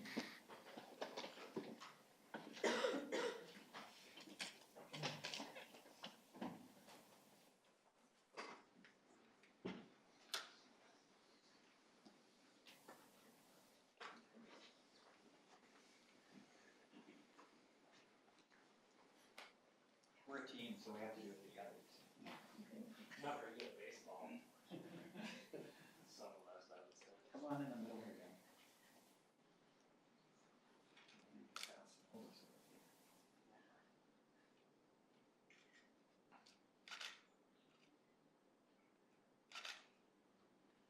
You know, crazy when you gotta get your hand by your ear. Can you do that again? I didn't get it. Martha wants this, okay.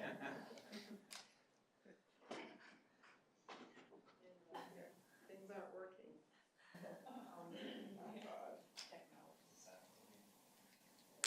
Sorry. Okay, one more time, you guys. Great. I'll have a normal one too, if that's all. Sorry. There is no normal here now. Great, thank you.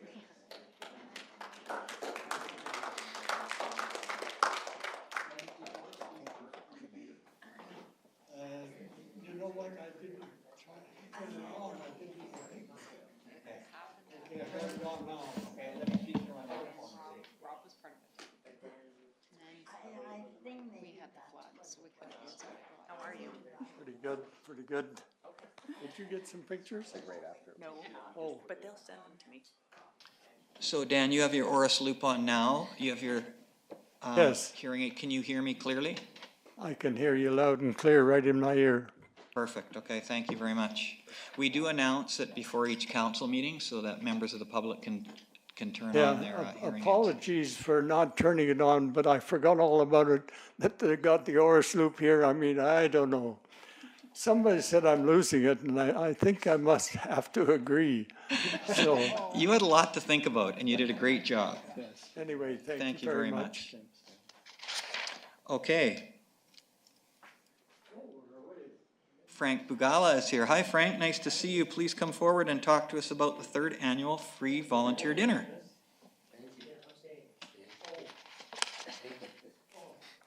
I see Dan is wearing a Plan B pin. So we have to talk about exactly the same thing because there are our society that we have been working with since the beginning. So I'm Frank Bugala, chair of the Plan B Society, and up there is the invitation we sent to you a month ago.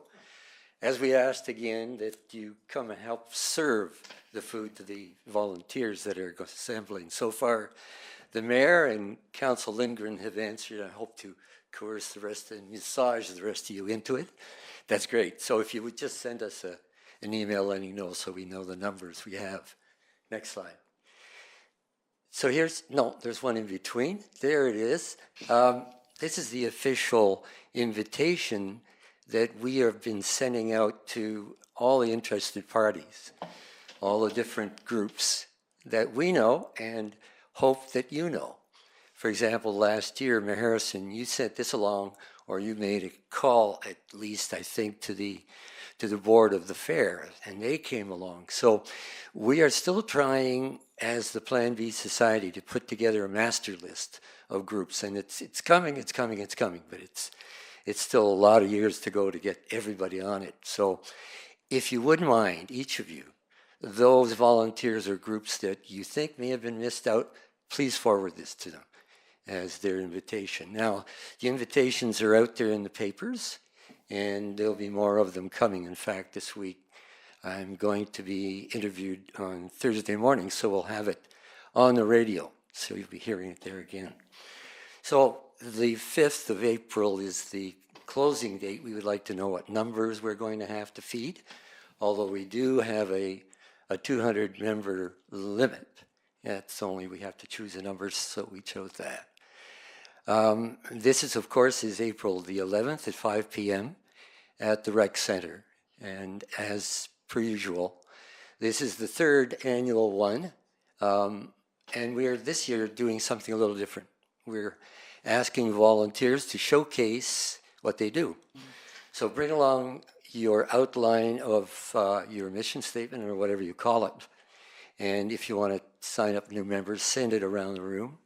And then there'll be an opportunity to at least 5 groups, we'll see how much time we have, to come up to the mic and sell the rest of us on their missions. So we hope to have a really lively, competitive evening. And you know, hearing Dan talk about this Oracle Loop, I just wonder if the Rec Center isn't a place that the council should consider, because that's been the complaint year in, year out. I know that a lot of other groups have said, I can't hear you. And I'm not just talking elders and seniors with hearing problems, I'm talking the acoustics of that space. Now, I know that there are changes coming to the Rec Center, but in the meantime, it may very well be a crossover technology that could go forward into the new facility when and if it comes. Something to think about. So, Dan, thank you for reminding us that we need it elsewhere.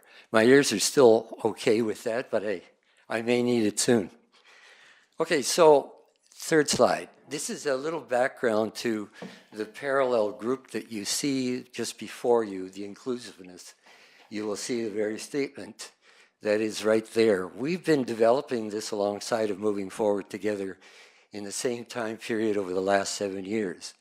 And as it says, our mission is to create, maintain, and promote an all-inclusive dialogue which facilitates sustainable communities in the Shuswap. Now, this is something we've been working on for a while. Eventually, we got to it coming from what was our initial idea, to bring together people as people, business, and the environment. And that was where the name P, the B, and the E come from in its original sense. So here's a little history of where we started. 2011 to 2013 was dialoguing with the various groups around how do we make this happen. And in 2013, Councillor Louise Wallace-Richmond was part of getting a man named Dan Anielski, Mark Anielski, I should say, come here from Edmonton, and this is a worldwide level of economist who wrote the book, The Economics of Happiness. So the basis that Anielski put forward, we introduced this to the community, was that if you have a happy community, you have a healthy community, and you have a healthy economy. And as I note there, you may want to check him out. He has gone on to do amazing things in Bhutan, China, and now Singapore, where he works regularly, working with their politicians and social groups of various kinds. So that was our first one that we did. And then with partners in the following year, 2014, at the United Church, we brought along a man named Charles Holmes from Simon Fraser University as a facilitator, who introduced us to a man named Peter Block, who wrote the book called Community. And it's subtitled as The Structure of Belonging. And Block we got to see via satellite phone, and that evening was spent talking just about what constitutes that structure of community. The next year, we went along with the same idea, but now we developed it further with the Respect Network, and this was Bernie de Rosier of Settlement Services, one of our partners, and Kim St. Clair of Aspiral Youth. They were in on this whole thing. So this was the second Respect Network gathering. That was Charles Holmes again, who we brought in, but this year we had developed a new idea. Ask a good question and you'll get a better answer. So the question and the format we started to use was just that. That question was, how do we help each other or empower each other to thrive? Basic. So it's a mutual social contract that we introduced, and we broke out from the large groups into groups of 4 to answer the question, came back. It's a feedback process that further defines what are the aspects of thriving, what are the aspects of happiness and health. So from there, we went to the next year with a Adams Lake Indian band. We actually had a workshop on their property at the Blue Log House. This was the third Respect Network funding and an all-day facilitation of the ideas again of going back to Mark and Yelsky. So we had 4 of our leading lights come and speak at the microphone. David Askew was one of them, he's here. Councillor Louise Wallace-Richmond. And we had also Bill Laird and Brian Ayotte, who couldn't make it today. So they all took a piece, and then we did the same things we had done the year before. Broke out into groups, answered the questions and aspects of what it means to be a happy community. Now, 2 years ago, Councillor Richmond came to us with the idea of, how about Canada 150? We looked to money to actually do a volunteer dinner to celebrate, which we did. So that was the first volunteer dinner. And they followed from there. But at the same time, you'll see something there which was really quite fascinating. In 2017, the Applied Research Project that we worked with, we tried to develop, at least with Okanagan College and their School of Applied Research. That's still sitting there. We haven't had anyone interested enough to pick up our question as to what are the values of local, using Salmon Arm as a template, the local economy when it is volunteer driven. So it was the financial, it was the social, and it was the individual. What are those values? Now that still sits there at the college, and the annual event that they do is to put it out there to their research community and ask if anyone's interested in following this up, which we would love to do. Hasn't happened yet. But this all came out of our connection with the TD Bank and Chief Economist Craig Alexander, who we spoke to about this idea of evaluating it. And interestingly enough, he's gone on from the TD, wished us well, as he's gone on to the conference board. And they, just last year, actually produced a report based on what is the value of volunteer activity economically in Canada. So we're on the same track, and we're all moving in the same direction. This year, we're going to be doing a volunteer dinner around the showcase that I spoke of earlier, asking each of the groups to come forward that want to speak, and those who don't can just send around their mission statement and the listing for membership if there are any that want to join. One last thing, in the fall of this year, we're aiming towards a community dialogue going back to that original format. And we haven't decided exactly when it's going to be because of the election in the fall, but I've put down the working title is Volunteer Action Equals Democracy. So it gives you an idea of where we're headed with the whole thing. So that's us in a nutshell. We hope you're going to be there, and we hope we get our 200 people, because Salmon Arm has a very bad habit of waiting to the last minute. So if you're out there listening, folks, please get your reservations in, because we need to know how many we've got. And that's it from me. And I need some water. Questions, please. Thank you very much, Frank, and thank you for organizing the 3rd annual free volunteer dinner. And we will share certainly with all of our groups, because Salmon Arm is very good at volunteering, but not so good at taking credit sometimes. So it would be great to be able to recognize 200 people. I'll ask if council has any questions for Frank or comments. Councillor Wallace-Richmond. I can certainly say from the volunteer volunteering for the volunteer perspective. It is a mammoth task to organize dinner for 200 of your favorite volunteers. So congratulations to you and the group for carrying on that tradition, and I'm happy to help, but I think I've earned my way off the dishes committee. So Thanks. So I look forward to see you there. Thank you. Thank you. Councillor Flynn. Yeah, I didn't realize I had to reply, but I've come and served twice, so I will be Yeah. there. It's in my schedule. So Perfect. hopefully I don't have to send you an email. Oh, Just good. add me to the list. All right, that's good. Thank you.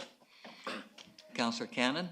And you can add me to the list also. I have it in my calendar too, so. Thank you, Councillor Cannon. You bet. Thank you. Thanks. And one last thing before you, if you don't have any other questions, that is, I'd like to introduce the executive director of the Family Center, who this year is funding the dinner they decided they want to do it to thank the community. Patty Thurston is here. I don't know if you want to say anything, Patty? Thank you, Patty. Thank you for hosting and sponsoring. Okay, thank you very much, Frank. Thank you. Look forward to it. Thank you. Okay, council, we're on to item 14, council statements. Please press your button if you have a statement. Councillor Wallace Richmond.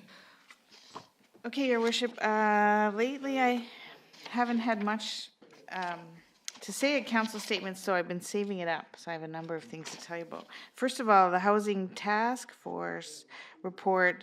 The Housing Task Force is on hold while we sort out the RFP for the housing strategy. However, we did have a nice visit with Habitat for Humanity, with the Director of Development Services and some interested members in the community, and so I look forward to sharing that information with the Housing Task Force.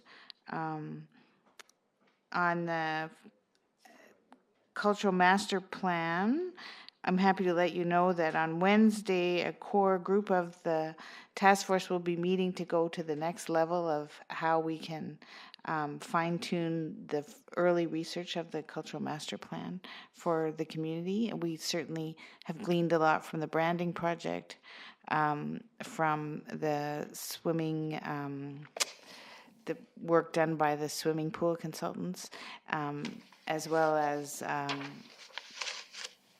some work that's already being done at EDS about facilities management. So we have a tight budget and we're trying to make the best of that.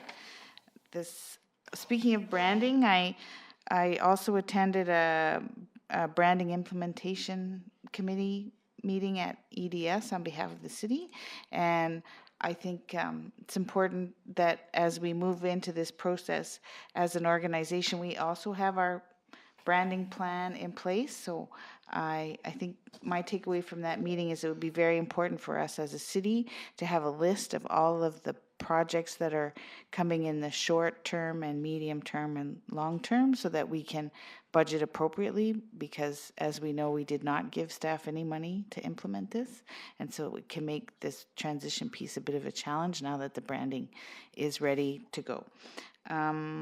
I want to tell you about the DIA and the District Arts Council. Kevin and I, Councillor Flynn and I attended a meeting, so we'll be working on a few improvements and some signage around that space. That was very collaborative, and as a result, I think I will now be the council rep for the District Arts Council, because we found a bit of a gap in the system where one part of the body didn't know what the other part of the body was doing.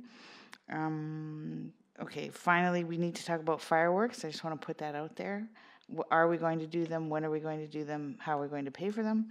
And then, of course, the big one is the Social Impact Advisory Committee is very keen to help council move on to the next phase of the public solicitation bylaw.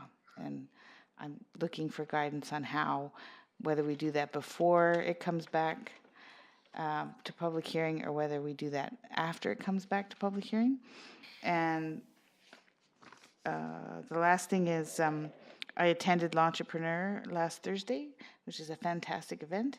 And I hope that when it's done again in 2 years, as a city, we might be able to include in our budget some sort of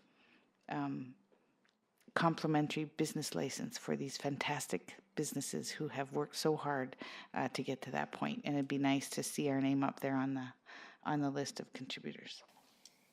Thank you, Councillor Wallace-Richmond. I really appreciate that. The discussion around street solicitation and the timing, I think that's one that we need to have soon. And so I think we all need to think about that. Maybe we'll have an informal discussion about how best to bring that forward. Other council statements? Any others? Councillor Lindgren? Thanks.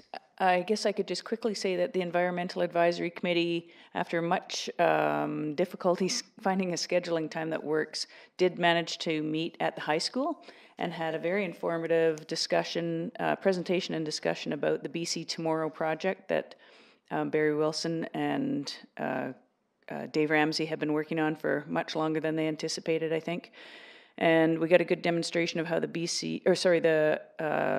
Alberta Tomorrow program works and what the differences would be between the Alberta program and the BC program. And it's a really exciting project, so watch for that coming in the next school year. Great, thank you. That is a very exciting course they're offering. Any other councillors have statements?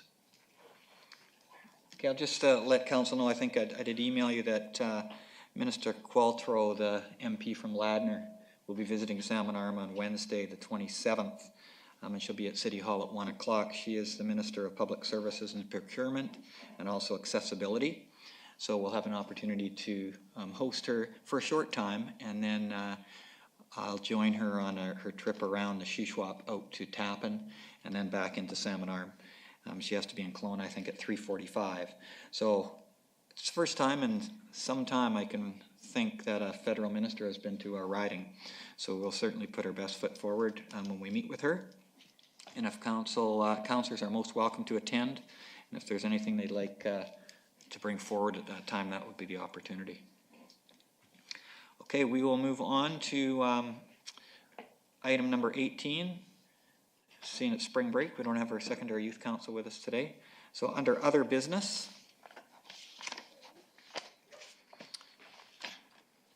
we have information from the Licensed Inspectors and Bylaw Officers Association of BC. As you know, they're hosting the 2019 Annual General Meeting and Conference sponsorship. I think you've all seen the information. I don't know if staff has anything to add. Does the Director of Development Services want to add anything? Your Worship, I honestly wasn't aware of this until I saw the agenda today, and I'm kind of surprised by it. Okay. Do you think we should take a pause and take some time? I have no recommendation on it, Your Worship. Okay. Councillors, do you have any questions? We are hosting, this annual general meeting is going to be held in Salmon Arm this year.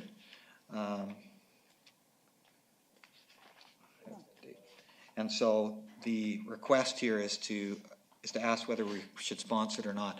And talking to the Chief Administrative Officer, I think we hosted before, some time ago, and at that time, did the city offer a sponsorship? Could I ask the Administrative Officer what the process was? Your Worship, I don't recall if we offered a monetary sponsorship, but we certainly organized the conference last time it was here about 10 years ago. And obviously they're interested in coming back, and I am aware that the CSRD is giving a contribution. I'm not sure what the amount is at this point. Okay. And the balance of council initiatives is $19,805. All right. Do we have the date for that? I know I have it here someplace. I just want to see how much time we have.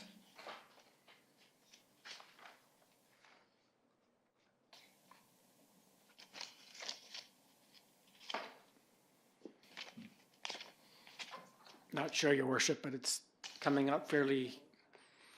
upon us fairly quickly, I think.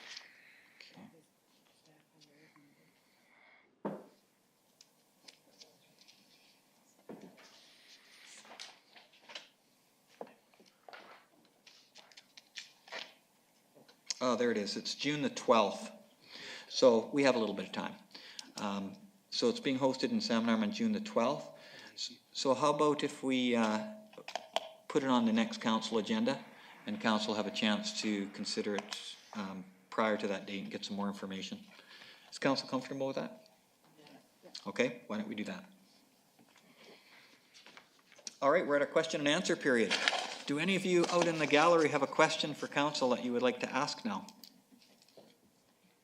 When was that public service minister coming? That's Wednesday, this coming Wednesday, 1 o'clock at City Hall. Any other questions? All right, seeing none, we will recess until 7 p.m. Thank you very much.